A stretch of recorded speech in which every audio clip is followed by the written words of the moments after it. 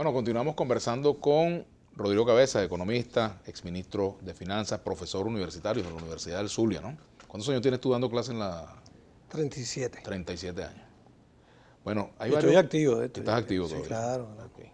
Fíjate, aquí dice Néstor Alfonso, ¿cómo puede llamarse autónomo el Banco Central si su presidente está sujeto a destitución por el presidente de la República como a cualquier ministro? Una pregunta que te deje pendiente, ¿no?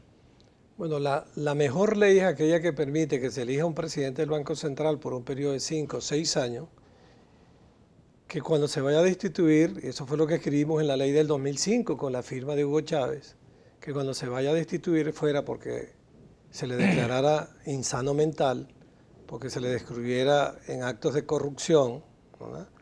O bien, en última instancia, sustituirlo porque renunciara y tendría derecho a una defensa política en la Asamblea Nacional respectiva del país. Eso era una manera de blindar la firmeza la estabilidad del Banco Central y de su presidente. En todo caso, también depende de la persona que esté allí. A mí me tocó trabajar con Gastón Parra Luzardo y era un economista excepcional, un ser humano excepcional también. Yo creo que debe tener, y yo abogo por un Banco Central que cumpla con sus responsabilidades, tiene instrumentos de política monetaria. Por monetaria. ejemplo, la de informar, por ejemplo, ¿por qué se toma esa decisión de que no informe el Banco Central? No, eso es inexplicable. Es decir, le hemos pedido que se dé la información, no solo por razones de planificación económica del sector privado y del propio sector público. Hoy lo digo aquí con mucha preocupación. El año pasado, terminado el año, el directorio del Fondo Monetario Internacional hizo un llamado y dio un plazo de 6 meses al Banco Central para que diera la información. En el mes de marzo, como no se dio la información, dio un voto de censura en el directorio. Por cierto, voto de censura que tuvo el apoyo del representante de China, de la India, de Rusia, ¿qué tal? Porque el Fondo Monetario así se maneja y volvió a dar un plazo que podría estar venciéndose en octubre. Ese plazo que han dado pone en peligro de que podamos ser suspendidos de nuestro voto o suspendidos del Fondo Monetario Internacional. Y eso no lo puede permitir el gobierno, ni lo puede permitir el Banco Central de Venezuela. ¿Qué implicaciones tendría eso concretas para Venezuela? Si, por ejemplo, Venezuela ha dicho que no está dispuesta a ir al Fondo Monetario Internacional, el gobierno ha dicho que no va a ir al Fondo Monetario Internacional. Pero es que nosotros no hemos ido al Fondo Monetario. En este tiempo que corre, no ha ido al Fondo Monetario. No se ha aplicado en Venezuela la política del Fondo Monetario. Pero tú eres parte del Fondo Monetario. Entonces, siendo parte del Fondo Monetario, en el estatuto te pide a las naciones, no a Venezuela, a todas, a las naciones, informar sobre el estado de su economía. Informen sobre el estado de su economía. La República Popular de China informa al Fondo Monetario, la Revolución Nicaragüense informa al Fondo Monetario, el gobierno de Correa informó al Fondo Monetario, Bolivia informa al Fondo Monetario, de manera que, y ahí no se aplica una política, no tiene una correspondencia con la obligación de aplicar por aquel programa económico del Fondo Monetario. ¿Tú no estás de acuerdo en ir al Fondo Monetario? Fíjate lo que dice aquí Juan Carlos Valerón. Si el gobierno fuera al Fondo Monetario y al Banco Mundial a buscar liquidez y aplicar un programa de estabilización macroeconómica, se acabaría la crisis y la hiperinflación, pero la política socialista no lo deja hacerlo. Y saluda desde Tucupido.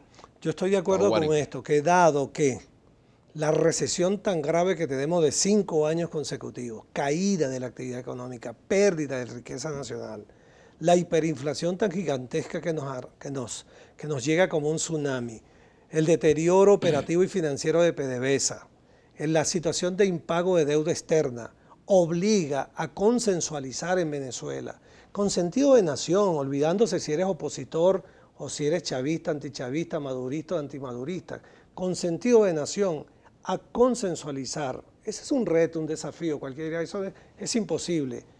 Una salida de estabilización económica y social para Venezuela que implica, entre otras cosas, implica un tema de financiamiento, porque la caída de la actividad petrolera y la propia actividad productiva, de nuestras actividades productivas, de nuestro sector industrial y agrícola, ameritará, cuando te plantees un tipo de cambio, para estabilizar el tipo de cambio, para detener la devaluación progresiva, para liquidar el mercado negro especulativo, requerirás un apalancamiento importante en el arranque.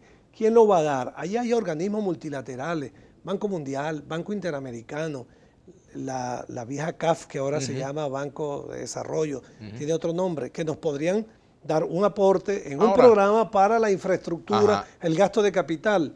Y por supuesto, echando los números, el pizarrón del ministro, como decíamos nosotros, echando los números, ver qué financiamiento requeriríamos para que el tipo de cambio sea protegido, el anclaje cambiario que hagas no se mueva, que no haya devaluación y que la meta inflacionaria que te fijes en ese programa consensualizado y que tenga el voto de confianza de la nación, tenga éxito, requerirá un financiamiento importante. Ahora, pero fíjate, el Fondo Monetario, yo quiero tocarlo del fondo, Rodrigo, porque oye, a mí me parece una contradicción que si tú eres parte del Fondo Monetario sea un pecado ir a un lugar donde tú eres socio. O sea, es decir, en este caso aplicaría al revés el refrán ese de que tocar la puerta no es entrar. O sea, entrar no es tocar la puerta. ¿Por qué no se puede tocar esa puerta si estamos adentro del fondo?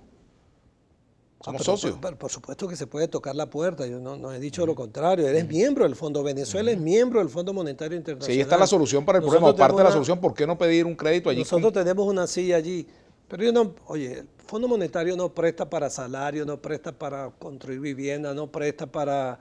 Esa es una idea también a veces equivocada. Pero para cuadrar la macroeconomía sí presta, bueno, para refinanciamiento de deuda, etcétera.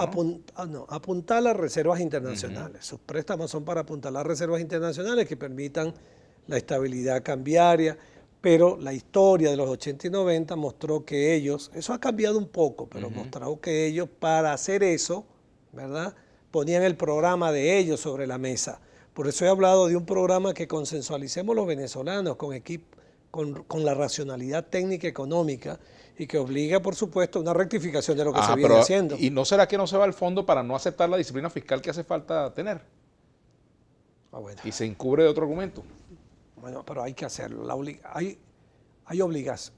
Está obligado a rectificarse.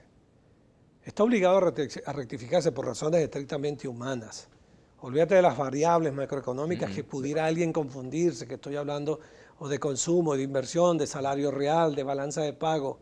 Es que la necesidad de alimentar a esta nación, la necesidad de vestir a esta nación, de calzar a esta nación, la necesidad de que tenga los medicamentos, obliga al programa de estabilización económica y social.